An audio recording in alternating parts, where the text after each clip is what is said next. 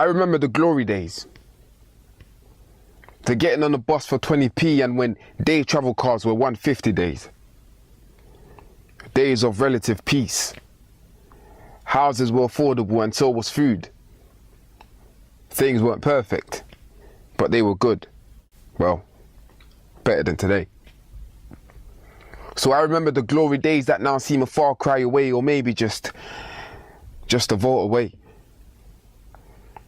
You may not know much about politics. It doesn't mean you can't have an opinion. It's like, what's the point of having a voice if you don't speak?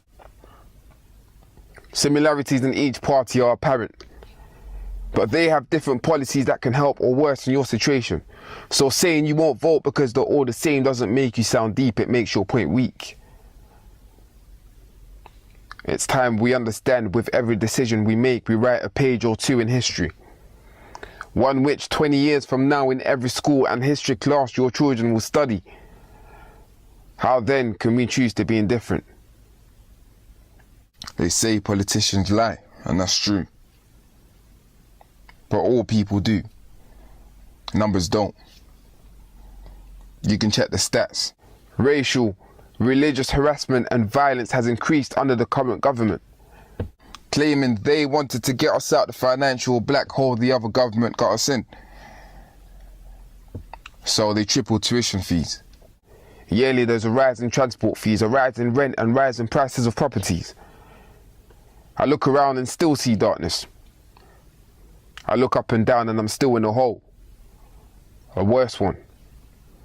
Which begs the question. How can it be cheaper to commute from Spain to work here than it is to actually live in London? Clearly there's a problem. So how comes we don't address it? We suffer in silence, or we've just learned to accept it and now it's time to unlearn and reject it. It's not a secret. There's a housing crisis. In the name of breaking down barriers, they've been breaking down our homes. Gentrification has been breaking down our communities. Build houses the hard-working class people can't afford. Increase the rent for shops. Close down 50-year-old family businesses and take away their livelihood. Or to open shops that produce unaffordable products. Now you're forced to move out of the area you once called home.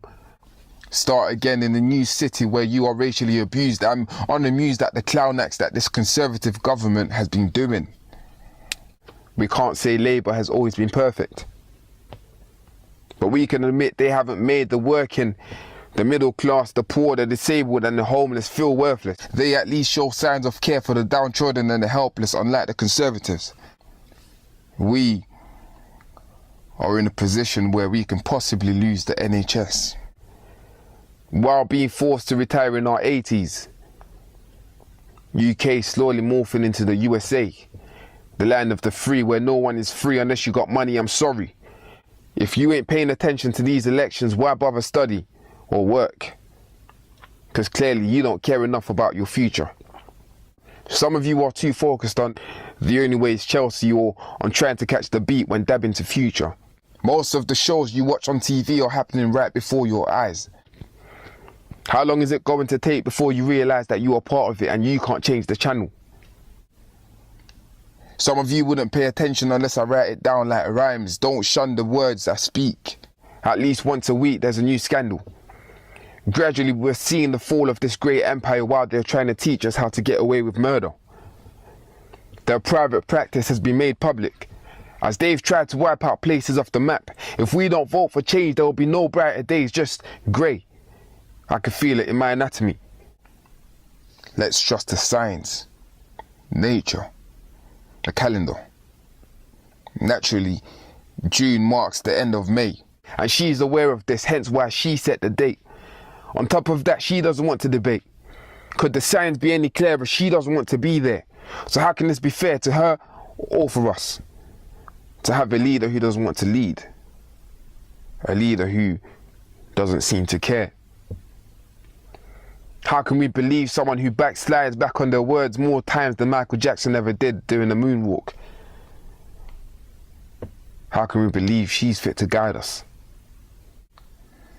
Aside from taxing you for breathing, they want to cut funds for education, as if the world wasn't hard enough on the children. Can't tell which of these have been shut down more in the past few years. Youth clubs or parties, because these kids aren't being directed nowhere to go but down the road of trouble. I was fortunate in college. I had EMA, otherwise I would have had to find another hustle.